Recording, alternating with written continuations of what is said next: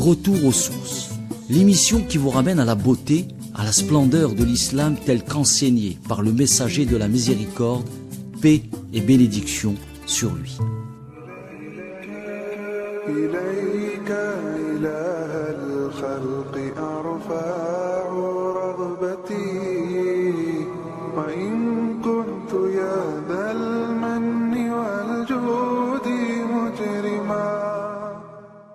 بسم الله الرحمن الرحيم الحمد لله رب العالمين وصلى الله على سيدنا محمد وعلى آله وصحبه والتابعين وبعد السلام عليكم ورحمة الله وبركاته. ابن عطاء الله السكندري dit لا صغيرة إذا قابلك عدله ولا كبيرة إذا واجهك فضله. Aucun péché n'est minime s'il t'oppose sa justice, aucun n'est grand s'il t'accueille avec sa miséricorde. On appelle sara'ir, pluriel de sarira, les péchés mineurs, par opposition aux péchés capitaux ou majeurs appelés kaba'ir, pluriel de kabira. Cette classification se déduit du verset 31 de sourate Nisa qui dit « In tajtanibu kaba'ira ma tunhawna anh, nukaffir ankum sayyi'atikum wa nudkhilkum mudkhalan karima » Si vous évitez les grands péchés qui vous sont interdits, nous effacerons vos méfaits de votre compte et nous vous ferons entrer dans un endroit honorable, c'est-à-dire le paradis. Cette classification se déduit également d'un hadith rapporté par Muslim, d'après Abu Hurayrata radiyallahu anhu, où le prophète alayhi salatu wassalam a dit « As-salawatu al-khams, wal-jumu'atu ila al-jumu'ah, wa ramadanu ila ramadan, mukaffiratun lima baynahunna idha ijtunibatil kaba'ir » Les 5 prières obligatoires, celle du vendredi au vendredi suivant, le jeûne du ramadan au ramadan suivant, font absoudre ce qu'il y a entre eux comme péché, si toutefois on a évité les plus grands.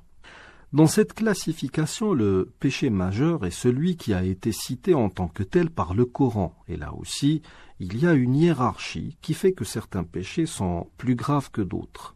Les savants citent à la tête de cette liste Shirku billah, l'associationnisme, Uququl walidain, l'impiété filiale, Qatlun nafs, le meurtre, Qadful muhsanat, accusé à tort d'adultère les femmes chastes, Aklur riba, la pratique de l'usure, Al-firaru min az-zahf, la fuite pendant le combat, Aklu malil yatim, spolier l'orphelin, Zina, la fornication, Kitmanu shahada, terrain témoignage, Al-yaminul ramus, le serment mensonger, Shurbul khamr, la consommation du vin, et aussi tarkus salat, l'abandon de la prière. Bien sûr, les péchés capitaux ne se limitent pas à ceux que nous venons de citer. Certains de ces péchés comptent parmi ce que le prophète alayhi salatu wassalam a qualifié de as-sab'ul mubiqat, les 7 pernicieuses. Dans un hadith rapporté par Al-Bukhari et Muslim d'après Abu Hurayrata radiyallahu anhu, il a dit « Évitez les 7 pernicieuses », il dit au messager de Dieu. Et quelles sont-elles? Il dit « Associer quoi que ce soit à Dieu, pratiquer la magie, tuer sans raison légitime l'âme que Dieu a faite sacrée, manger l'intérêt ou pratiquer l'usure, manger les biens de l'orphelin, tourner le dos dans la bataille, accuser à tort d'adultère les femmes chastes, croyantes et distraites. » Maintenant, qu'est-ce qu'un péché mineur? En fait, il n'y a pas de ligne de démarcation entre un péché capital et un péché mineur.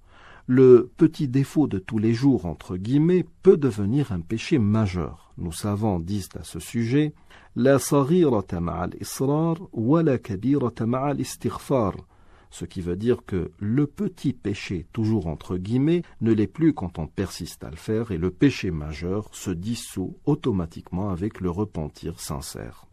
Mais là encore, un autre principe doit être pris en ligne de compte. Même si nous ne faisons pas de péché, il est salutaire pour nous que Dieu nous traite avec sa largesse et sa miséricorde, qu'il ne le fasse avec sa justice. Parce qu'à côté de tous les bienfaits de Dieu sur l'humanité, quelle œuvre peut être à la hauteur d'une rétribution basée sur la justice et non sur la clémence de Dieu? Nous arrivons au terme de cette émission. Je vous remercie de l'avoir suivi. Assalamu alaikum wa rahmatullahi wa barakatuh.